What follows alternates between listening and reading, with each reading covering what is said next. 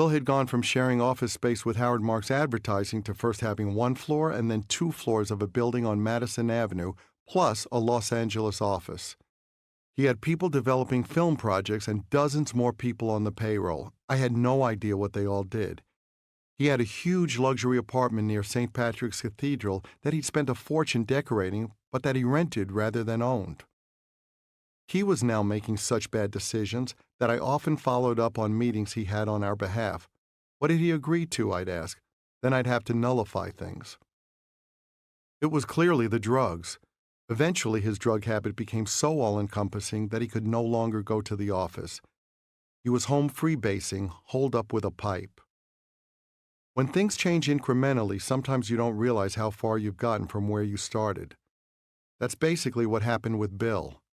When I looked at him, he still appeared to be the person I knew. When he was lucid, he still sounded like the person I knew. But he wasn't that person anymore, even if it took me a long time to recognize that fact. Bill had gone from being our visionary mentor, our manager, a father figure, a fifth member of the band, to being a delusional, drugged-out whack job. It was so bad that heart-to-heart talks I had with him went nowhere except to confirm the worst. "What are you doing?" I'd ask him. "You're spending all your money." "I don't care," he'd reply. "I made it once, and I can make it again." It was a reckless attitude, and it mirrored Ace and Peter. They all took things for granted.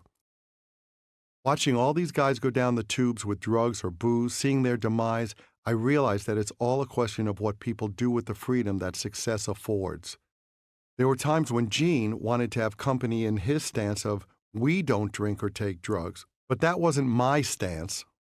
I had nothing against drinking, and I had smoked pot when I was younger, but when I saw what the Casablanca office turned into, what Bill turned into, or what Ace and Peter turned into, I didn't think that transformation was just the luck of the draw. They made their own destinies. Finally, after Gene, Eric Carr, and I convened in L.A. to start work on the next album, Creatures of the Night, Gene and I discussed parting ways with Bill. It was sad and scary to contemplate letting go of someone who had been so instrumental in our careers. It would be a monumental change, not something to take lightly. We had worked with him for almost a decade. Despite what was going wrong, all the good stuff during the formative years wouldn't have happened without Bill. He was instrumental in our development, and he was the glue that kept everybody together. He knew how to press the buttons in each member to keep all of us happy. Each of us felt like his favorite. But we realized we had reached a point where rebuilding KISS was going to mean getting rid of everything we had known. We were already rid of two members, and we had experienced such waste and coddling that it had taken away our autonomy and independence, which is in essence what it's designed to do.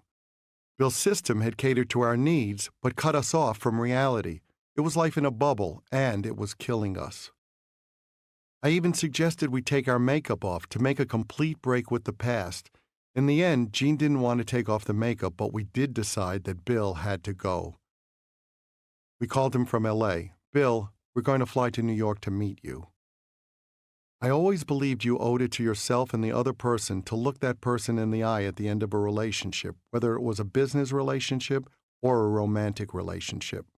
When we arrived at his office, Bill said, "I know why you're here." "It's time," we said. He smiled wistfully. We shook hands, hugged, and walked out on a big chapter of our lives. As we prepared to make our next album, Creatures of the Night, not a lot of A-list producers were knocking at our door. In fact, people weren't even returning our phone calls. Finally, in the summer of 1982, I scheduled a lunch in L.A. where we planned to record the album with a guy named Michael James Jackson. We met at a restaurant called The Melting Pot on the corner of La Cienega Boulevard and Melrose. Michael, it turned out, had no real experience with rock and roll bands, though he had just worked with Jesse Colin Young, the founder of the band The Youngbloods, who had had some hits in the 1960s. When we started chatting, Michael said, "What you guys need to do is write some hit songs." "Gee, why didn't I think of that? Fucking brilliant!" But I liked him despite being momentarily thrown by that insight. He was very introspective and intellectual, and we began to hit it off. Also, even though I wasn't sure what he had to offer musically, we needed someone. I knew that Gene and I weren't at a point where we could be productive together because neither of us wanted to compromise our respective musical ideas. We needed an intermediary in the studio, someone to be the swing vote. Gene and I never wrote songs together anymore. Michael brought up the idea of bringing in outside songwriters to work on the record with us. I suggested Bryan Adams, who had written a minor hit called Let Me Take You Dancing, together with Jim Vallance. Even though his voice was sped up and sounded like a girl's on that track, I thought there was something there. When we flew him to L.A., though, Bryan ended up writing with Gene, and they came up with War Machine. With Ace gone, we put the word out that we were looking for a new guitar slinger. Among others, we auditioned Steve Farris of Mr. Mister, Robin Ford, who was a great blues player, and Steve Hunter. Richie Sambora, who was in a newly formed band called Bon Jovi, flew in from New Jersey to audition. He wasn't yet the consummate player he would become, and he didn't get the gig. It's funny, but years later I heard him saying he hadn't really wanted the job because he wanted to be in something more blues-based. First of all, it's hard to imagine that he flew to California to audition for Kiss just because he liked airplane food. Also, Bon Jovi's done a lot of great things, but they don't sit next to Howlin' Wolf in my record collection. Another person I spoke to was a really sweet young kid named Saul Hudson. He told me his mom had been a seamstress for David Bowie and that his friends called him Slash. He was very well-spoken and engaging, but he seemed really young. Finally, I asked him how old he was. "I'll be 17 next month," he said. I had turned 30 earlier that year, and Gene was twice this kid's age. "You know," I said, "you sound like a great guy, but I think you're too young for this." I wished him well and always remembered him because he was so nice and unaffected. In the end, a lot of different people played solos on Creatures of the Night.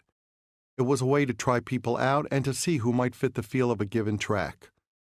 Eddie Van Halen came to the studio one day knowing we were looking for a guitar player. He listened to some of the stuff we had, including a solo on the title track by Steve Farris. "Wow, why don't you get that guy?" asked Eddie. He was blown away. The fact was, we had rehearsed with Farris, but the fit hadn't been right. Eddie was really unhappy at the time and called me at home a few times. He was pretty out of it, and he wanted to talk about the Kiss solo albums. "Why did you do it?" he asked. "Why did you go off and do solo albums?" It was clear that this had something to do with his own band, which was in turmoil at the time, but he didn't say exactly what was happening. He seemed to be looking to me for answers, but I was never sure what the question was. I wrote the songs Creatures of the Night and Danger with a guy named Adam Mitchell who had been in a Canadian band called The Paupers. Adam had also written with a guitar player named Vincent Cusano, and even though Adam didn't have a lot of nice things to say about Vinny as a person, he said he was a very talented singer-songwriter and that his guitar playing might fit Kiss. It was a scene that would play out often. People always talked about Vinny's talent and ability, but they never had good things to say about him as a person. The first time Vinny came to the studio, he started doing a solo and got down on his knees. I thought it was one of the goofiest things I'd ever seen. You just didn't do that at an audition. He seemed wrong somehow. He was odd-looking and shifty, but we were between a rock and a hard place, and Vinny ended up playing on a lot of tracks for the album. For us, Creatures was done with the shock and realization of how completely lost we had gotten. The album was a declaration of our intent to get back on track. Eric was relieved, as this was what he had expected all along. He was definitely happier all through the recording process.